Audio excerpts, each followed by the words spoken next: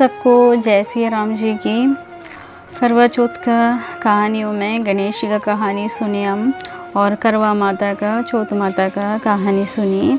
अब हम सुनने जा रहे हैं कि करवा चौथ का जो व्रत कथा महादेव ने माँ पार्वती को और श्री कृष्ण ने द्रौपदी को कैसे सुनाया, यही कहानी करवा चौथ का कहानी सुनते हैं हम। तो जब महाभारत युद्ध होने से पहले जो 12 वर्ष जो पांडवों का जो वनवास थे, उसके बाद 1 साल उनका अज्ञातवास बता रखा था।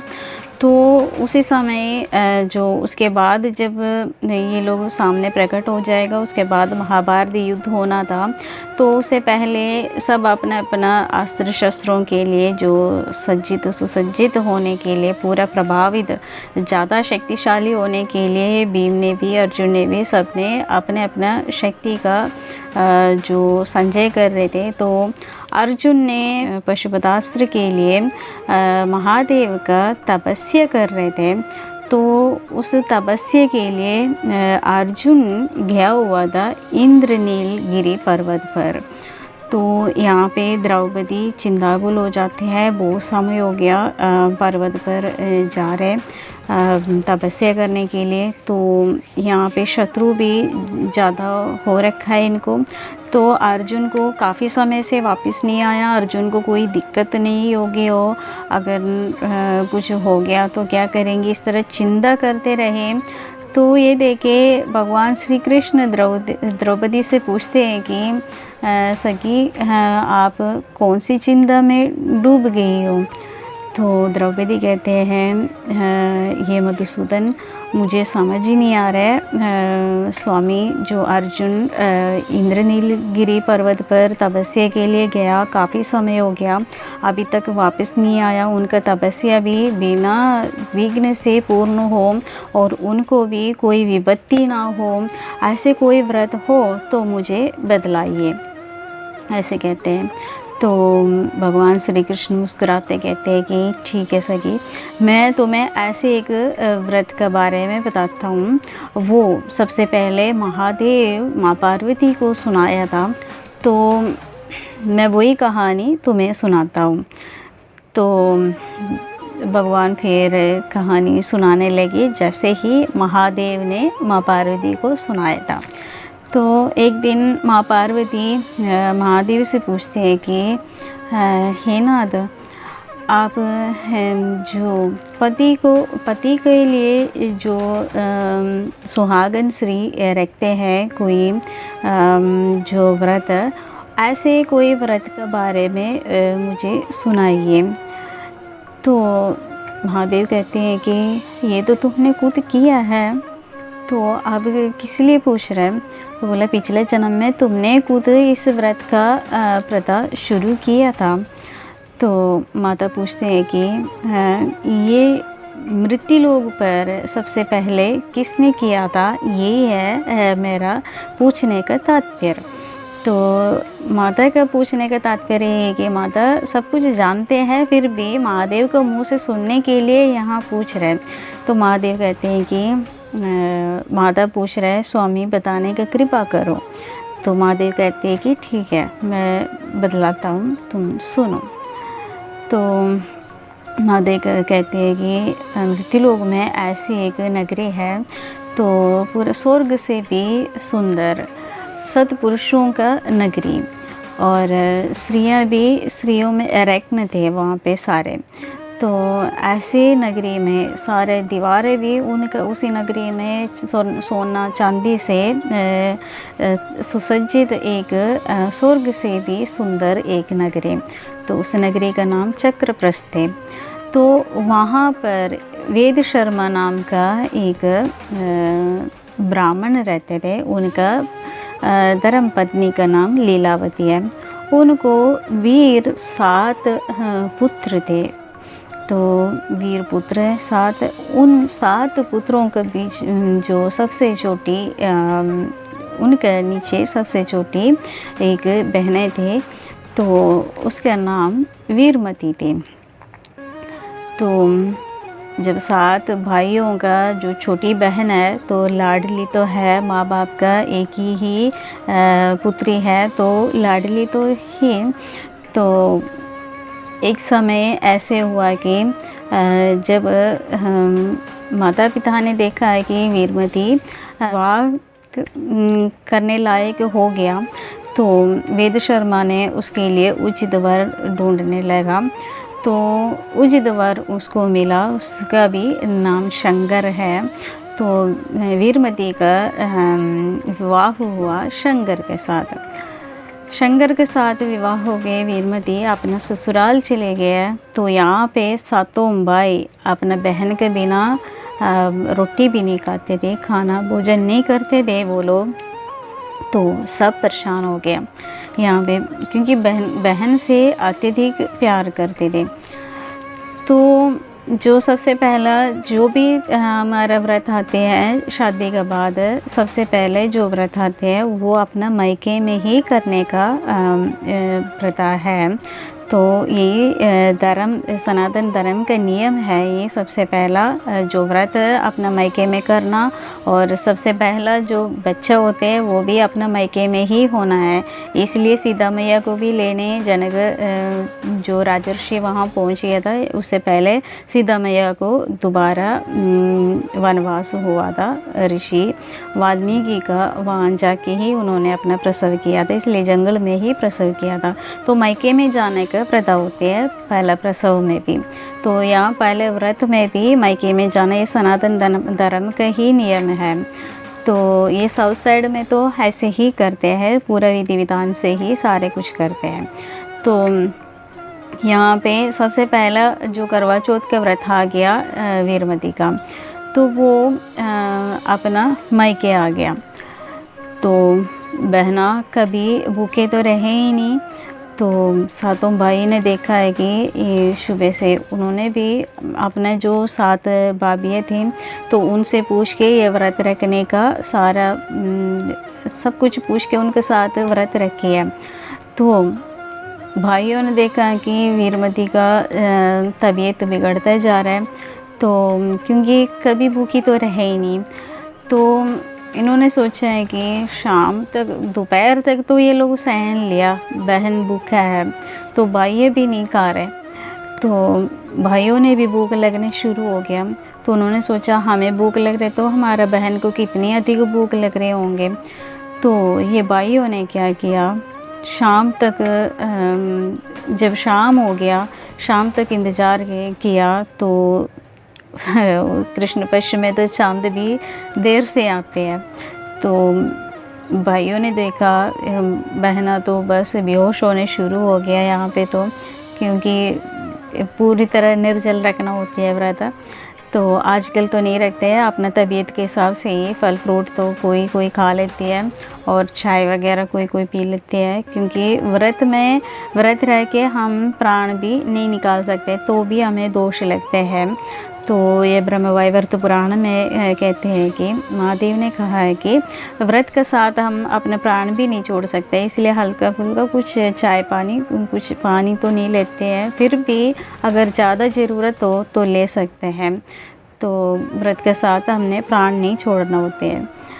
तो यहाँ पे भाइयों ने क्या किया, भाइयों ने जाके जो आटा छानने वाला छननी ले गया और बाहर जंगल में जाके आग लगाया। उस आग को एक वड वृक्ष का ऊपर बैठ के उस आग से, उस चलनी के अंदर से आग दिखाया, तो देखने में चांद जैसे दिखे। तो यहाँ पे जो हम चलनी से चांद को इसलिए देखने बोलते हैं कि वीरमती का जो भाइयों ने चलनी के अंदर से ही चांद दिखाया, तो चांद को हम ऐसे ही देखना। तो वीरमती ने जो चांद, वीरमती को जाके कुछ भाइयों ने, 7 भाई थी, कुछ भाइयों ने जाके जो ये काम किया, बाकी 1-2 भाई ने बोला वीरमती वीरो चांद निकलाया आके देख लो। तो वीरों ने अपने भाभियों को बोला चांद निकलाया आके देख लो। तो भाभियों ने कहा कि भाभियों को तो पता था ये भाइयों ने जो कर रखा है, तो चाँद निकलने के समय अभी नहीं हो चुका, क्योंकि शाम के समय तो चाँद नहीं निकलते, तो सबको पता है। तो भाभीयों ने ये बात बोला, ये वीरमती ने भी यहाँ पे ध्यान से नहीं सुनी, इसलिए उनको गलती हो गई। तो भाभीयों ने ये कहा कि तुम जाओ, तुम जाके अर्घ दो, हमारा चाँद अभी नहीं निकला। क्या सबको अलग अलग चाँद निकलते हैं? नहीं है ना। वीरमती भूखा प्यासा तो अपना शुद्ध बुद्ध था ही नहीं, उन्होंने चाँद निकलने का देरी देखे बैठे थे, इसलिए यहाँ पे गड़बड़ हो गए। तो ये बात नहीं होना चाहिए, हम निष्काम भाव से करना है व्रत। वो पहले इसलिए बताया कि तो चाँद जब आएगा उसी समय तक इंतज़ार करना हो। ये नहीं है चाँद आया सबसे पहले जाके हम अर्घ दे के सबसे फटाफट खाना खाओ, ये नहीं है। तो बस समाई रखना होती है ऐसा है। तो भाभीयों ने ये कहा है कि तुम्हारा चाँद निकला, हमारा नहीं निकला, तुम जाके अर्घ दो। तो वीरमती जाके अर्घ दे के आ गए और भोजन के लिए बैठ गए। तो सबसे पहले निवाला जो रखने लगे मुंह में, तो कंकर आया उसमें। उसके बाद दोबारा रखने लगे तो बाल आ गए। इसी तरह खाने में कुछ ना कुछ अड़चन आते रहे, तब भी वो समझ नहीं पाई। ये अपशकुन होते हैं जो खाने में हमें जो कंकर पत्थर और बाल वगैरह कुछ ही मिल जाते हैं, तो ये हमारा अच्छा सूचक नहीं है, कुछ बुरा घटना होते हैं हमारे साथ, इसलिए ऐसे होते हैं। तीसरे निवाला रखने लगे थे, उसी समय ससुराल से उनका मैसेज आ गया कि उनका संदेश आ गया ससुराल से, वीरमती का पति का मृत्यु हो गया। तो देखो सबसे पहले मैंने बता रखे थे, जो व्रत विधि में बता रखे थे, तो जिस दिन हम व्रत रखते हैं उसी दिन हमारा पति का निधन भी हो सकता है, एक्सीडेंट वगैरह कुछ भी हो सकते हैं। तो लोग कहेंगे तो हमने व्रत रखा था, फिर इस व्रत का फलस्वरूप ऐसे क्यों नहीं मिला? तो यहाँ विधि विधान से नहीं किया, इसलिए ये हुआ। तो इसमें कोई व्रत का कोई दोष नहीं है। तो अगर व्रत आप निष्ठा से रखेगा, तो यमराज ने करवा माता की कहानी में सुनाया था, तो आप सब ने सुने हैं। तो करवा माता की कहानी में सुनाया था उनको कोई दुख होने नहीं देने का, तो होने नहीं देने का। तो यहाँ पे उन्होंने गलत किया, इसलिए यहाँ दुख भोगना पड़ा। तो उसके बाद वीरमती अपना ससुराल पहुँचते हैं। तो वहाँ जाके ससुराल जाके वीरमती कहती है कि उसको दाह संस्कार नहीं करने देने का। तो सारा ससुराल वाले सब पूछते हैं कि ऐसे क्यों, दाह संस्कार तो करने ही है। तो वीरमती कहते हैं कि मैंने व्रत पूजन किया है, तो मेरा विश्वास है मैं अपने पति को जिंदा कर सकती हूँ। तो लोग बोला है कि बस बेचारी बावली होगी। तो ये पति का निधन में इसको ऐसे दिक्कत हो रहा है, तो सोचने समझने का सुध बुध खो ही गई, ऐसे कहते हैं। तो वीरमती फिर हठपूर्वक कहा है कि नहीं, मैं इसको रखेंगे अपने पास में, इसको जिंदा करेंगे। तो पहले महादेव ने बोला है कि वहाँ का सब सत्पुरुष थे, सब अच्छे थे, इसलिए सब ने बोला है कि उनका विश्वास है वीरमती का, अगर अपने पति को जिंदा कर सकते हैं तो चलो कोई बात नहीं, ऐसे ही हो। तो उनको कहा है कि अगर डेड बॉडी जो एक मृत शरीर है वो यहाँ रखेगा तो उसमें से मृतक का शरीर में से दुर्गंध आ जाते हैं।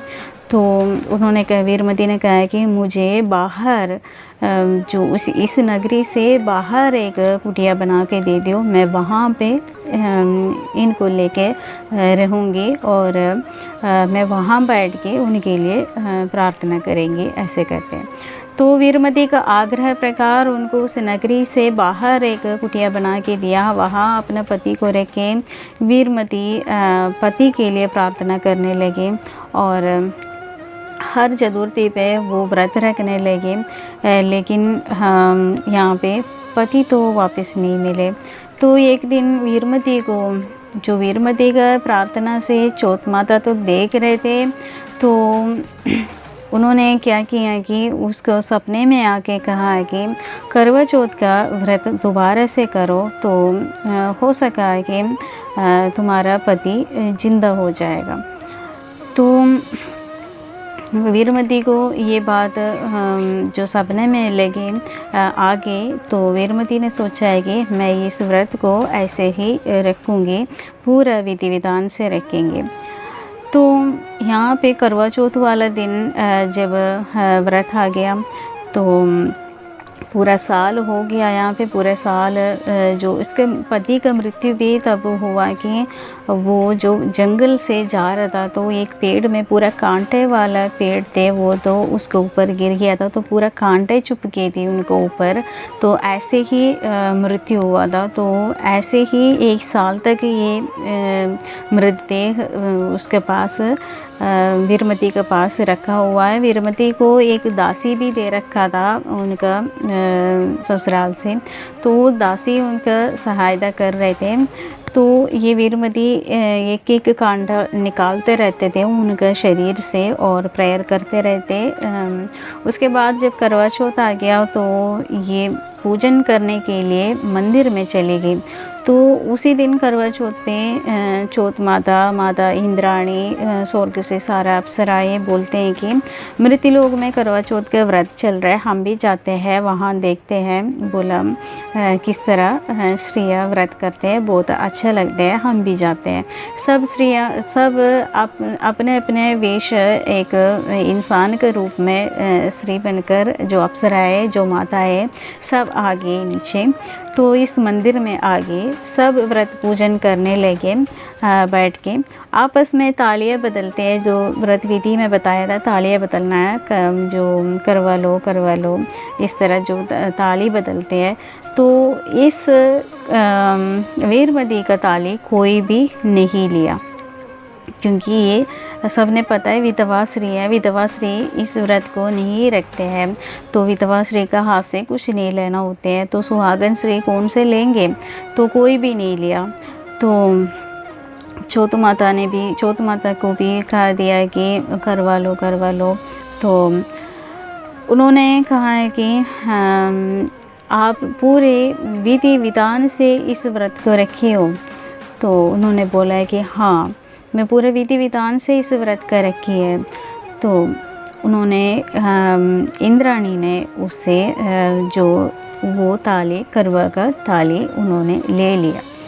तो ले लिया उसके बाद इंद्राणी ने क्या कहा, चौथ माता को कहा है कि वीरमती ने आपकी बार आपका व्रत पूरा निष्ठा से रखी है, तो आप उसके पति को जिंदा कर लीजिएगा, तो नहीं तो आप मुझे आज्ञा दे दीजिए कि मैं उसको जिंदा करूं।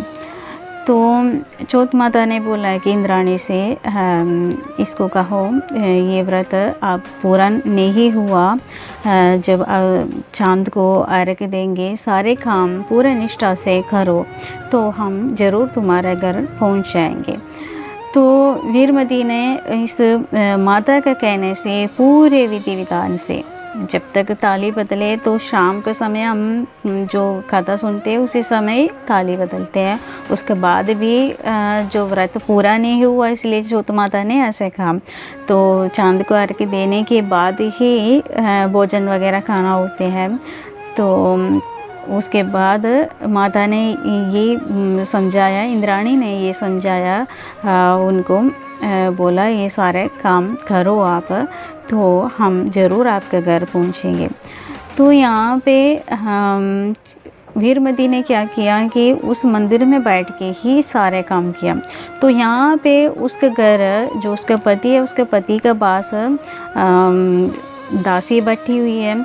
तो यहाँ देखा है कि इंद्राणी और चौथ माता ने देखा है कि यहाँ पे पूरी निष्ठा से, विधि विधान से ही वीरमती ने ये काम, ये व्रत पूरा किया। तो वहाँ से उन्होंने पानी को चिंटा दे दिया, पानी छिड़का दिया, तो वीरमती का पति का प्राण वापस आ गया। वापस आते ही 1 साल हो गया, वो पड़े रह रहे अपना शैया में। तो जब उठ के आ गया, सबसे पहले जो एक ही जो कांटे थे उनके शरीर में, वो दासी निकाल रहे थे, लास्ट कांटे दासी निकाल रहे थे। तो इतनी टाइम बाद एक जो अपना होश में आ गया, तो उसको जो पहचान नहीं सका कि ये दासी है या मेरा पत्नी है, क्योंकि इनका जो बुद्धि है वो नष्ट हो चुका था। तो यहाँ पे इंद्राणी ने कहा कि जाओ, तुम्हारा पति जीवित हो गया वहाँ पे। तो वीरमती भाग के अपना घर पहुँचे, तो यहाँ आके देखा कि अपना पति दासी को गला लगते ही देखा। ऐसे देखा तो वीरमती को बहुत दुख हुआ, क्योंकि वो पति के लिए जो व्रत रखा पूरे 1 साल हुआ उनका सेवा कर रहे, तो पूरे साल हो गया। हर चतुर्थी का दिन तो व्रत रख के आ रहे, पूरा विधि विधान से ही उनके लिए सब कुछ कर रहे हैं। तो यहाँ पे दासी के साथ पति को देखा तो बहुत दुख हुआ, तो रोने लगे। फिर से चौथ माता और इंद्राणी से जाके पूछने लगी कि मैं आपसे अपने पति के लिए मांगा, लेकिन वो तो दासी को अपना पत्नी मान रखे हैं, ऐसे उनका बुद्धि भी तो वापस दे देते। तो माता ने कहा अभी नहीं उसका बुद्धि आने का, अब वो व्यापारी है तो व्यापार करने के लिए तो जाएगा, तो तुमसे भी पूछेगा तुम्हें क्या चाहिए, तो तुमने बोलना है कि मुझे एक गुड़िया चाहिए, जो खिलौना खेलने के। तो वहाँ दासी रानी बन गई।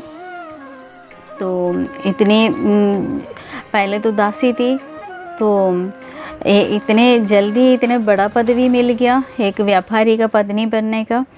तो दासी भी अपने अहंकार में आ गई, तो उन्होंने भी बताया ही नहीं, लालच में आ गए, मैं दासी हूँ ये बताया ही नहीं। तो ये वीरमती का पति व्यापार के लिए जब घर से निकलने लगे, जब अच्छा हो गया, स्वास्थ्य अच्छा हो गया तो निकलने लगे, तो वीरमती दासी बन रहे, वो दासी वहाँ वीरमती बन रहे। तो दासी से पूछा है कि जो वीरमती के जो दासी है, दासी से पूछा है कि पत्नी समझ रखा, उससे पूछा है कि मैं व्यापार में जा रहे, दूसरा शहर में जा रहे हैं, तो तुम्हारे लिए क्या ले आओ। तो उसने तो बेचारी ने आभूषण वगैरह तो देखे ही नहीं, उसने तो सोना चांदी का आभूषण बोला। और दासी से पूछा तुम्हें भी कुछ चाहिए, क्या चाहिए तो बता दो। तो उन्होंने बोला एक गुड़िया लेके आ जाइएगा मेरे लिए, खिलौना। तो रोज़ जो ये उसका पति ये सारा सामान लेके आए, तो ये गुड़िया को, जो खिलौना वाला जो गुड़िया को रोज़ वीरमती कहानी सुनाया करते थे, अपने ही कहानी। दासी बन गए रानी, रानी बन गए दासी, इस तरह ये कहानी रोज़ इस गुड़िया को सुनाया करते थे। तो एक दिन जो इन्होंने सोचा कि इस पति रोज़ सुनते हैं कि ये कहानी ज़ोर ज़ोर से सुनाते हैं, तो पति ने एक दिन सोचा है कि ये रोज़ एक कहानी इस गुड़िया को सुनाते हैं। तो सोचने लगी इस बारे में, रानी बन गई दासी, दासी बन गई रानी, इस बारे में सोचने लगे। सोच के फिर उनको कुछ जो बोध आने लगे, अपना जो पहले जो सुबोध आने लगे, जो पहले हमें क्या था अब क्या है, बस क्योंकि स्वास्थ्य ठीक होते जा रहे थे तभी तो व्यापार में भी गया तो वो सोचने लगे। फिर उसको हर चीज़ के बारे में, पुराना हर चीज़ के बारे में याद आना शुरू हो गया। तब वो पहचान लिया ये मेरा पत्नी है, मैं पत्नी मानते हैं दासी को। तो फिर वीरमती को जाके उन्होंने माफ़ी मांगा, बोला मुझसे इतनी बड़ा पाप हुआ, मैं तुम्हें पहचान नहीं पाई। वीरमती भी उनको माफ़ी दे दिया और बोला है कि कोई बात नहीं, पूरा साल हो गया आप बीमार थे, तो ये होते ही है, हो सकते हैं ऐसे, इसलिए ये आपका गलती नहीं है, ये हमारा कर्मों का फल है। इसी तरह वीरमती अपने कर्म को ही कह के वहाँ उनको, उन दोनों को, दासी को भी माफ़ी दिया और अपने पति को भी माफ़ी दिया। फिर वो पति पत्नी बन के अच्छा ज़िंदगी बिताया। तो ये कहानी माता पार्वती को महादेव ने सुनाया और भगवान श्री कृष्ण ने द्रौपदी को सुनाया और कहा कि इसी तरह जो भी भगवान श्री कृष्ण फिर कहते हैं कि महादेव ने माँ पार्वती को बोला, जिस तरह जो वीरमती ने व्रत रखा मृत्युलोक में, तो इसी तरह जो भी सुहागन स्त्री अपना पति के लिए जो व्रत रखते हैं, तो यमराज का भी वादा है, यहाँ पे महादेव का भी वादा है, तो उनका पूरा संकट दूर करने का वादा है, इसलिए हम ये व्रत करते आ रहे हैं। तो वही यहाँ पे द्रौपदी को भी समझाया भगवान श्री कृष्ण ने। द्रौपदी ने भी ये व्रत का पालन किया। तो आगे आगे चलते आ रहे, हम सब कर रहे हैं। तो यही करवा चौथ का कहानी है, वीरमती का। करवा चौथ का पहले हम गणेश जी का कहानी सुनी, उसके बाद करवा माता कौन है, चौथ माता कौन है, ये कहानी सुनी। अभी हम वीरमती का कहानी सुनी। ये 3 कहानी हम ये करवा चौथ के दिन सुनना होते हैं। बहुत अच्छा, ये पूरा विधि विधान से ही इस करवा चौथ का व्रत विधि में ही आते हैं। तो आशा करती हूँ आप सबको कहानी पसंद आ गई होगा, और पसंद आ गया तो सारे करवा माता के और चौथ माता के, महादेव की, माँ पार्वती की, सबके जयकारा कर लीजिएगा। भगवान श्री कृष्ण की, द्रौपदी की, सबके जयकारा कर लीजिएगा कमेंट बॉक्स में। तो आप सबका भी जो भी संकट है आपका ज़िंदगी में, देखो ज़िंदगी में उतार चढ़ाव तो चलते रहते हैं, तो आप सबके ऊपर भी भगवान श्री कृष्ण का और महादेव का और माँ पार्वती का कृपा हमेशा बनी रहे, इसी प्रार्थना से ये कहानी यहाँ पे हम विराम करती हूँ। आप सबको जय श्री राम जी की, हर हर महादेव।